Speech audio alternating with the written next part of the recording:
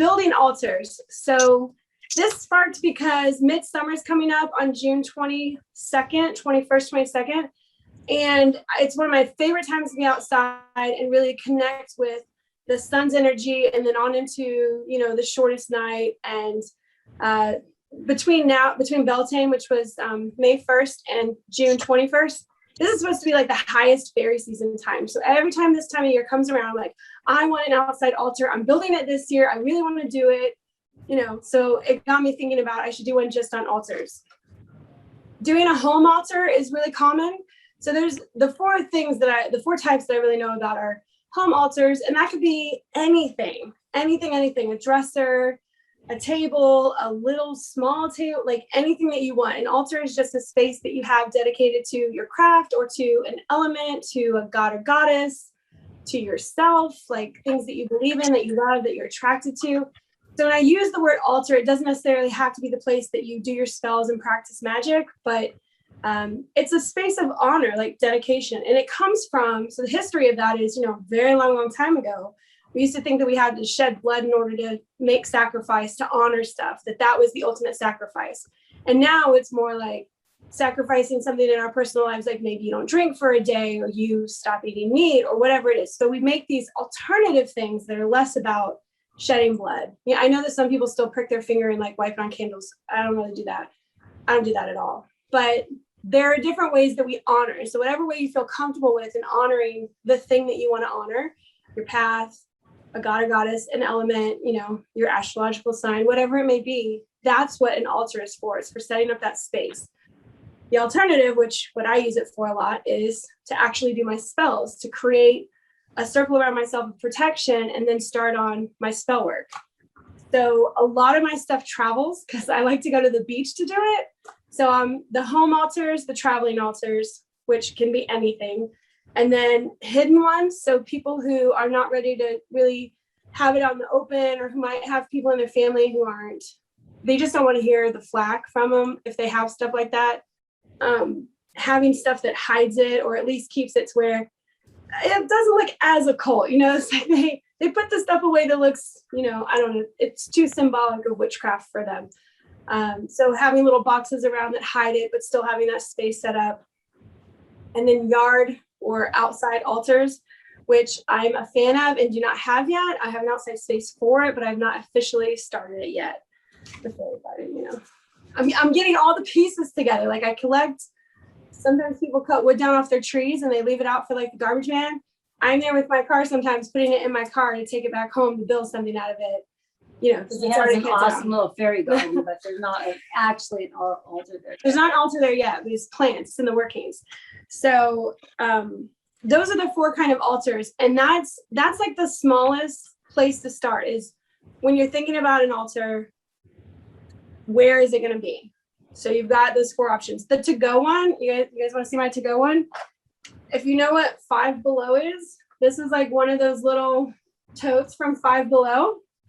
And inside I have a really big throw that's got, you know, moon and stars on it and stuff that I lay out. And then I always carry the same 3 white candles with me and just a lighter. And then everything else, the day that I'm going to do something like my spells or whatever, I collect it and put it in here. And I literally carry it out to the beach like that.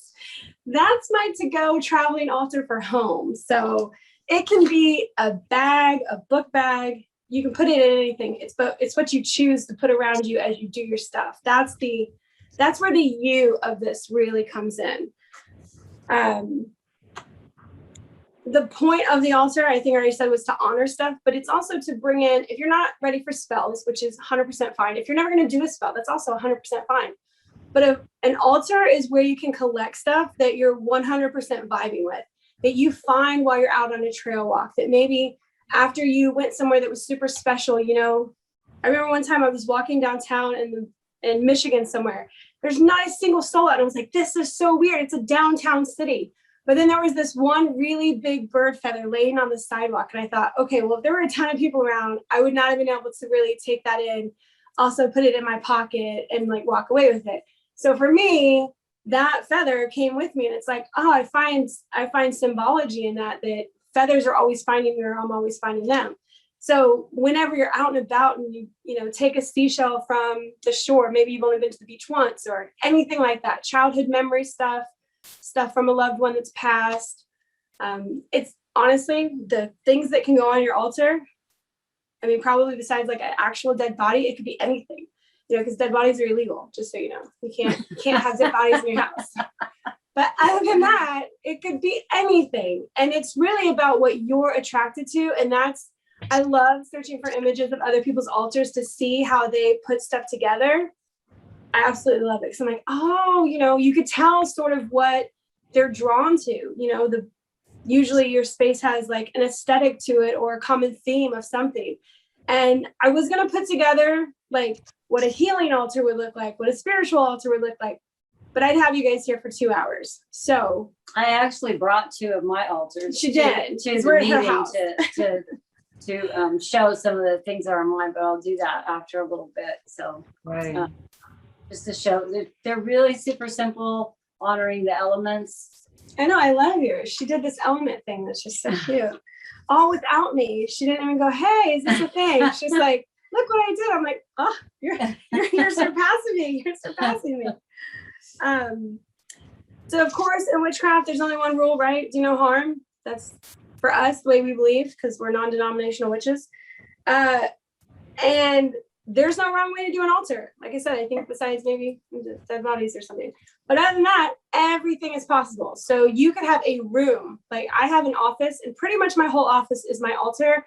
Every little space has something to do. Even when I create stuff, I've cleared it, I've saged it, like everything happens in this really small room. It's also very cluttered at the moment. So when you have an altar and lots of stuff, the thing that I like with dressers is that you have storage for your things that aren't always on top of your altar. So changing stuff out on it is huge for me. I probably change stuff out on my altar at least every month. If not, I'm always adding to it. The other day I was randomly walking through a parking lot and I had to go through this really odd patch of grass that had a lot of dog poo in it. I know, really bizarre story, but I'm looking down trying to avoid these bombs, and I found this like whole snake skin all woven through the grass. And I'm like, see, if I wasn't trying to avoid dog poo, I wouldn't have found it. So looking down and paying attention. So I love collecting snake skins. They're a symbol of like releasing and changing. So when I want to do spells for like, I don't know, health, rest, trying to get back to my healthiest self, snake skin is one of my favorite things because you're trying to shed that old habits or stuff that's not good for you, you know, make yourself fresh and clean again. So when you're out on walks and things, look for stuff to bring back to your altar spaces. Next would be why an altar? I think I might have already really addressed that, but people decide to do altars when they're ready to dedicate an area to their craft. Like that's when you know somebody is taking a step towards something that's bigger than I read books, I journal, I meditate. Like now you're making a space in your house that's setting off a vibe to either attract things to that, to release bad habits or old relationships. But this is like a physical next step that you're honoring, that you're taking a space out of your house to honor something about your craft. So that's really when you reach that step where you're like, this is now my sacred space. I don't set coffee mugs on it. I don't spill drinks on it. You know, food doesn't get eaten on here. Like this is really what I have for things that are really meaningful. So when you look at that space, it should bring forth this like, yes, I could sit here and be with the items that I've put up here because they feel good to me. And the thing about the changes, like it should really be a personal representation of you. So please don't get stuck on any rules that you find out there on the internet, like the corners and the directions, and there's got to be an athame and a wand. Did I say the athame right? I was waiting. So no, I said it right? It's pronounced like 10 different ways. So I'm sure that's one of them. Athame, I don't know. I love this lady too. She was like, the witch's sword. Why do we got to complicate it? I'm like, yes, let's just use put. So whatever you want to have on there, you know, I've told my story. The knife thing does not attract me. I don't like it. I'd have a stick wand in a heartbeat. And if they were, you know, $100 at Universal, I would have bought a Harry Potter one probably, you know. I have a wand that I picked up. It looks like a wand. I haven't does look like a decorated wand. it. Yeah. You guys can see it. So Yeah. that's on my air element altar. That Yeah. I have. I did write that down for everybody. If you guys wanted to know, if you wanted to follow more of a structure to start with, and then you can mess it up and play with it as much as you want. If you use your phone, you can probably get the directions if you don't, have a compass laying around, because I don't know people who do. But in the directions, north is going to be earth, and that's like the most feminine divine. And the suit associated with that would be coin, of course. And then for east would be air. And then associated with that would be swords. And for air, this is going to be your thoughts and your communication. And so I've known a lot of people who, when they do their air corner, they put in pictures of their past loved ones, because it's anything that you can send through the air, like your thoughts, your love, so supposedly that's the good corner direction to put towards loved ones who's passed over, is the air corner. And then fire is, of course, this is going to be the opposite. So south, sorry, I didn't say that.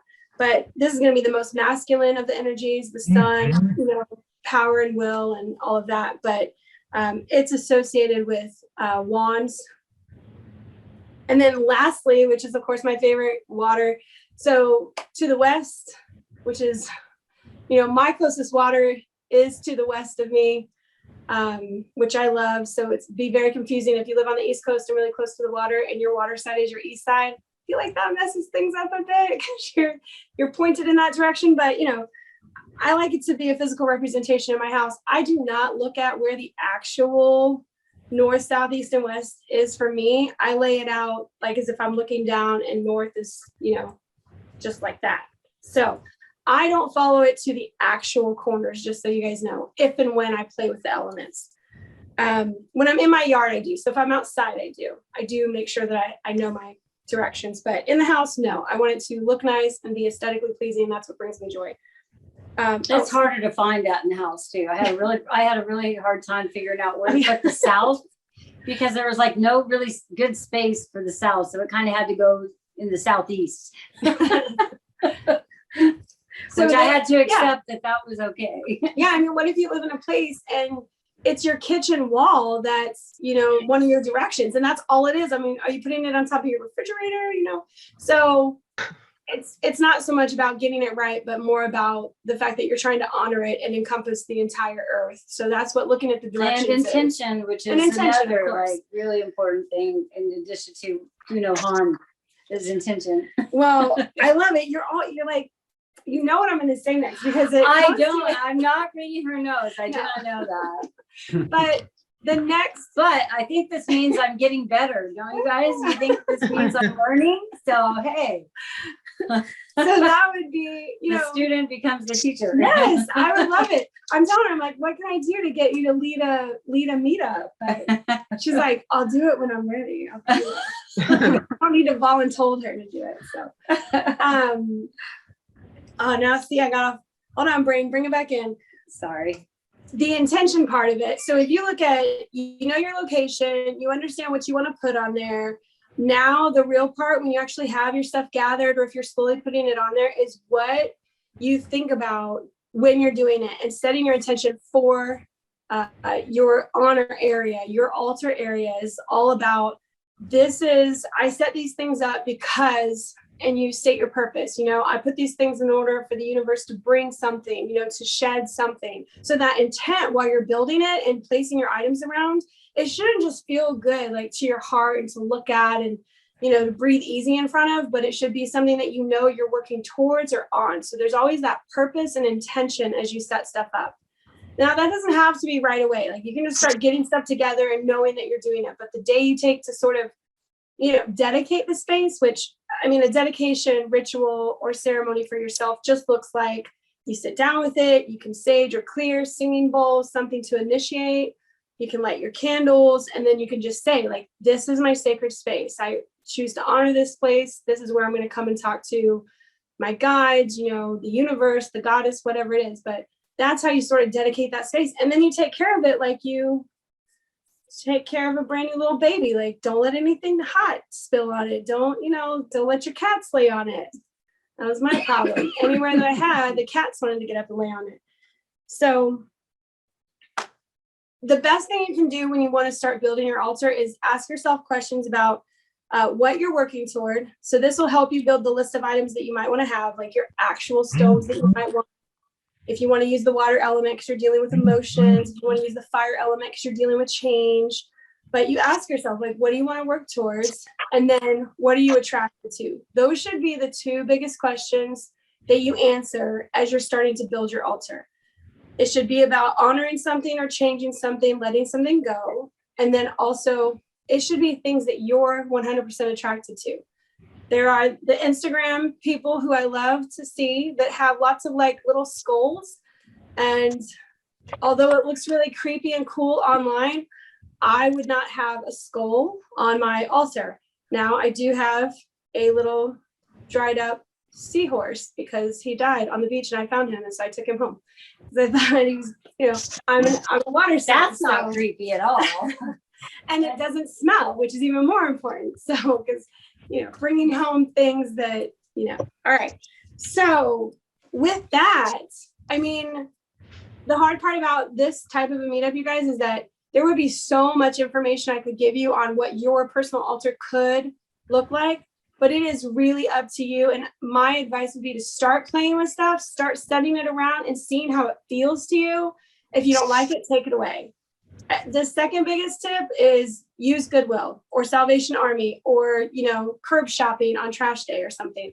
Like, repurposing stuff and not having to buy it from the store, like brand new and expensive, is also wonderful. You can paint it the color you want it. You can remake it. I've been dying to try to do a mosaic tabletop. I've never had the courage. I have the tiles and everything, but I've just never done it. But I think repurposing is also in line with Witch's kind of creed about taking care of the planet and resources and things like that. For me, that's a really important part absolutely of the, witchcraft is, not adding to the junk that's out there or or saving stuff. I really love to save stuff or find a new purpose for something, and what would that look like? And although new things are beautiful and fancy and shiny, when I think about how I feel the connection to the past of the old witchcraft and the women from a long time ago who really did only practice at night because, people would do things to them if they saw them practice, that secret old kind of, you don't want to be new and shiny in the front of the store. You want to have that sort of hidden older feel that you're tapping into something that's more ancient. So. I'd like to show something off. Okay, so this is on my air altar, right? I don't know if you guys can see this, but Jamie made this in art class in like 9th or 10th grade, 7th grade, something. That I can't remember. It doesn't have a year on it. I can't remember. I think it might have been in junior high school. So I use it. It's got little things in it. It's really cool. It fits with the vibe, the colors. And then I use it to hold the feathers. It's like, this is my old, I love this thing. Because when she brought it home, I was like, that is the coolest thing I've ever seen. It's a very odd sculpture that, I don't know. Clay was my thing and I just created all kinds of weird stuff from it, but I do like the colors. I painted it really well. I still am in love with the colors, so that's good. But yes, so she, had this thing from whatever, 1904, 1910, something like that when I was a little kid, and I made something, and now she uses it within her spaces, which is really wonderful. Thanks, Mom. Okay. I think, every time. Oh my gosh. Okay, it's going back. Sorry, my son's school calls every single night at 6:30. Witness High School knows that we're on a Zoom meetup. Every Monday. Every single Monday. Okay, so now I just wanted to give you guys some ideas, and then we can have an open conversation about if you guys want ideas. I have a lot of knowledge up here, but just kind of going through the mundane. Like, this is its purpose, here's a list of crystals or here's a list of that, would be maybe boring and a lot like me reading an audiobook to you. or you listening to an audiobook of me. So we can start a conversation after I show you some examples. I brought like 3 different things to show you that are stuff from my altar spaces that I kind of trade out every so often. So I have this, it's an IKEA 4-square thing. I don't know what it's called. A Kalex, that's what it's called. $35, but I love it because it's got 4 little cubby shelves and I can stick all kinds of things in there. And then that top is my altar. That's it. It's super simple. It's not too big of a space because I'm one of those pack rat hoarder types that, I'll put everything up there. Don't give me a dresser. That dresser won't have space on it afterwards. I'll start making things stack higher on it. It's a problem. So I gave myself a limited amount of space to display my stuff. But the first one would be, so all of my stuff that I have would have elements of the water because I'm a water sign. But from one side to the other, this is from Five Below. I love the color. I've got some crystals that I set with it. These are, matches that I got from Salem. So I just love that it says Salem and it's a little crescent moon. And in the very back here is an herb that I burn inside. Oh, you can't see that at all. Yeah, very hard to see. But it's just one of those little, I don't know what these jars are called, but the seals so that it stays fresh. And this is just an herb that I got, poured into the jar, cut the label off the packaging and stuck it right on there. Nothing super fancy. And I burn this because it's supposed to help connect you to your team of light. So like sometimes when I really need to hear a message before I draw cards, I burn this with my stuff. And then after that, I've just got a little tray with more crystals in it. I've got the purple books because see the aesthetics of the colors. So that's pleasing to me. I've got water. I change this out often. It's not blessed. It's not charged. It's not anything. It's just the element of water there with me. And then the iridescent. Oh, this is from Dollar Tree. That's what it's called. And then this tiny little thing from Goodwill that I put some fluorite in because fluorite's one of my stones that like heals my soul. And this is just an example of what I would have up on my little altar. And then as I get bored with something or maybe I charge something for the full moon, then I'll set it here or I'll replace little things as time goes on. So all of this eventually gets put away and something else comes out. Love the blues. Thank you. I know I love it too. It heals my soul. So the next thing would be like probably more times in my life than just loving myself, I've been healing myself. If you can, connect with that, yes. So loving myself has been the spells that I've done a lot besides protection and spiritual growth, the like love myself one. So I have lots of stuff for that. And this is since it's white, it's so much harder to see. Holy crap. But it's just the snake skin that I put with it. Again, this is coral. Wow. That's so bright. I'm not sure how well you guys can see it, but seashells, because I pick up shells on the ocean all the time. But the aesthetic here is that I've got more pink stuff. These are flowers that I pick up, or if my husband's brought me home flowers or something, I let them die in their vase naturally, a natural death. And then I just pick off the heads and put them in something and smell them. And flowers are just another thing of like, self-love and honoring the beauty of things, even after it's past its prime or whatever. But these are all things that make me feel light and airy, let all of the bad emotions go, my insecurities, my fears, whatever it is. The transition that we can always change ourselves, that nothing is permanent. And then, this is bay leaves because I love bay leaves. They smell great. They're really bad for you if you eat them, but I like to have them around and light them and write things on them every once in a while. And then of course my sage, which usually on every altar, I don't have out now because it's so heavy, but a candle. I'm not name dropping or telling anybody to subscribe, but I like Lunarly, the, box delivery service, whatever it is, because their candles are amazing. And I get a plant or a candle every month and I just love it. So their candles are usually on this and with me because even after the candle is gone, I drop another one in there because I love their glass. It's so pretty. But that would be the entire thing for what would set on top of my altar space in my office where I actually do my stuff. When I do my magic and I put it together, it's right there on that altar. And it's a standing altar also. Some people only sit to do their stuff. I stand. And then I showed you my little go to the beach guy. But lastly is like a travel altar, or if you want to hide stuff, if you want to have like a hidden altar, you don't have to keep things out in front.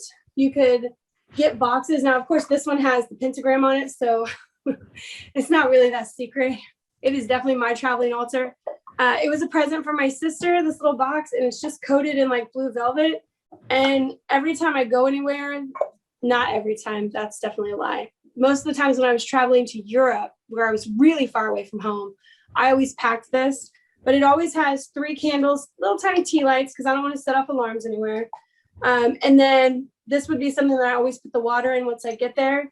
And then when I pack stuff in there to take. So whether it's salt for protection, a couple stones, you know, I always choose those items when I'm traveling. So it's not pre-packed waiting to go, but it gets packed when I know I'm about to travel somewhere. Great. And then lastly would just be doing your stuff outside. And the most important thing with that is getting something that seals, to keep out, you know, rain and bugs, especially if you keep anything paper in there. I might even put it in plastic. I will let you know how that goes in my yard. But the thing that I got for mine that is not done yet, this is just a really weird old box from Goodwill. It's got like these crazy little feet that I love. And the top just comes off of it. It's like a little tiny tomb casket thing. That's what it reminds me of. I think it was like maybe a jewelry box or something. No, it's like, it's not finished inside. It's just really weird cracked wood. It's like somebody got halfway through and they said, oh, fuck it, I don't want to do it. So I went to Goodwill. I don't know, but I love its little, you know, I don't know. I like its little stuff. So I plan on. The feet are the best. The feet are the best. What? I love the little feet. Little lion feet or something that's got on it. But anything that you can do to hold your stuff in there so that you can come back out to it.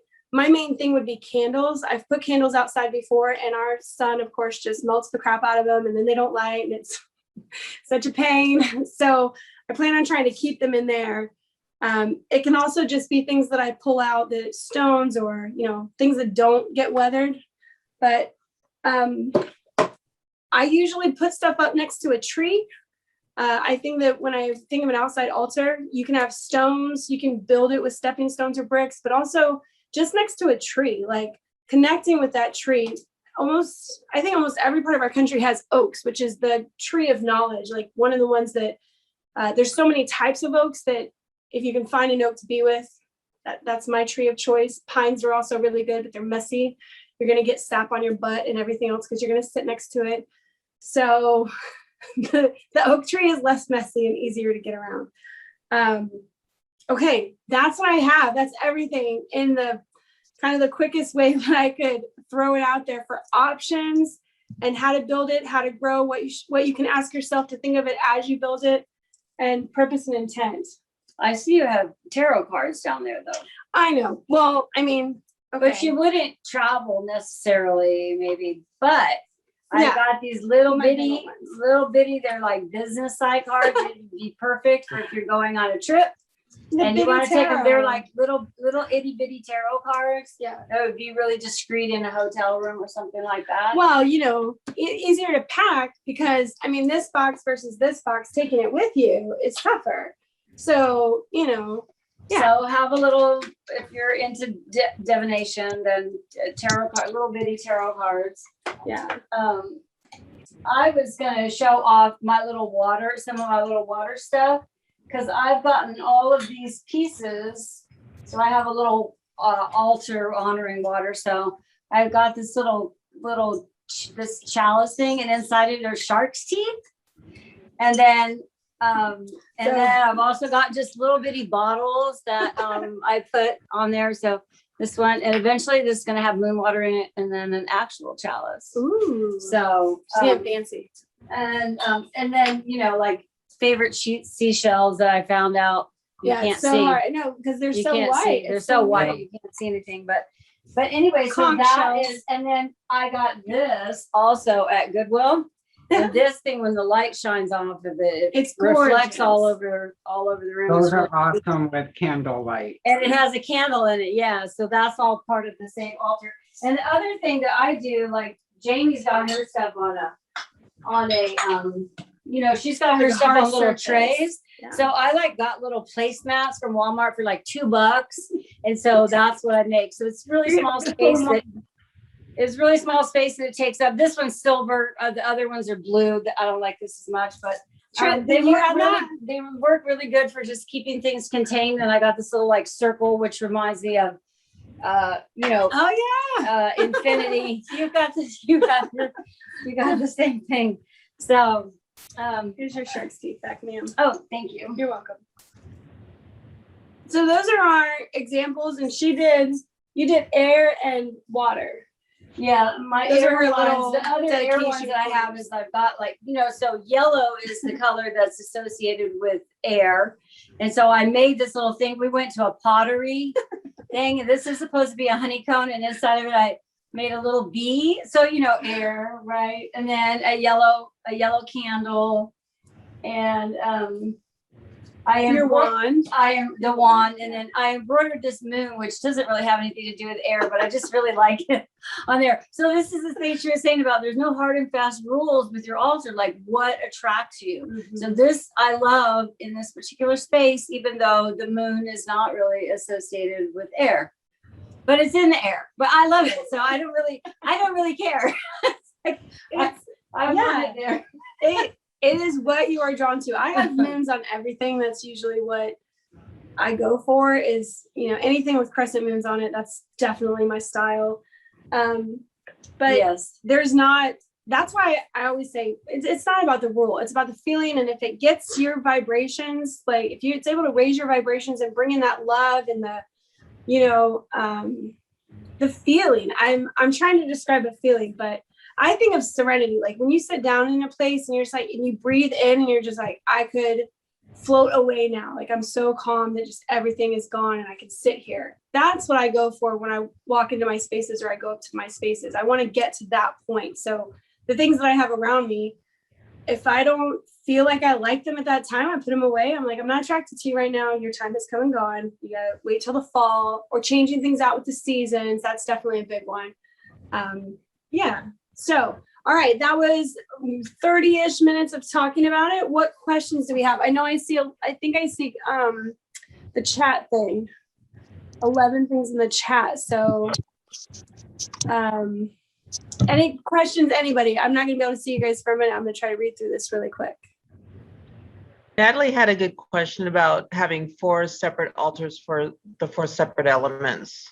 Yeah. and that's what I have set up in my house, Natalie. It was one of the first things that I learned about when I started reading about witchcraft and the 4 elements. And so I just set those up. And like I said, the fire one was the hardest one for me because I don't have anything red and I don't have much. So I've just it's pretty plain right now. Candles and things. Yeah. It needs some other stuff, but do you have that, Natalie? No, I'm just now. Can you hear me? Yes, Yeah. you can. Yeah. Okay. I'm just now building my altar, and I didn't even think about having, 4 different element-based altars until you mentioned it. My cat's driving me absolutely insane. But my question was, would it be more beneficial when it comes to the craft to have a element like, if you're doing a water-based spell, to have it at your water altar, if that's what you have set up? Would it be more beneficial, or would you just have a couple of water-based things at one altar? Well, that is really up to you and what makes you feel like it's more powerful. So if it can get you deeper in your emotion and in your vibe, then make that like the water direction one. So water would be emotions and stuff, right? And if you want to put it towards that elemental thing, you absolutely can. You can also change your main altar into a water dedicated altar for that time. And you can keep it that as long as you want to. There are people who have spell altars, which is what I feel like you're sort of saying, that they have altars dedicated to specific spells, and that altar doesn't change until they're ready to recycle the spell. So specifically love spells or self-love spells. When I say love spell, I mean self-love. But when people they want to remember, like when we talk about energy and spells, we want to be reminded of it daily. That's why we usually make like a satchel, or we have a thing, or we do something that allows us to get back into that feeling of like, yes, okay, I'm working on this. Because not only do we do the spell, but we have to take actions in our daily life that help that spell come to fruition. So if you dedicate a space just to that spell and it's a spell altar, that's another way to do it. And all it is a dedication from you saying that this is all this space is going to be used for until that's done. And when you're ready for it to be done, you pack the stuff away, you sage it, return it to its natural state, and then start again for the next cycle of something that you want to fix or want to do. So both ways are right. You could do spells on them. You could just have an honoring altar. You could have a meditation altar. So that purpose comes in, first you find out where you want to put it. Next, what's its purpose? And that's how you decide to decorate it, what you'll have on it. So it just comes down to your purpose and what you really want from it.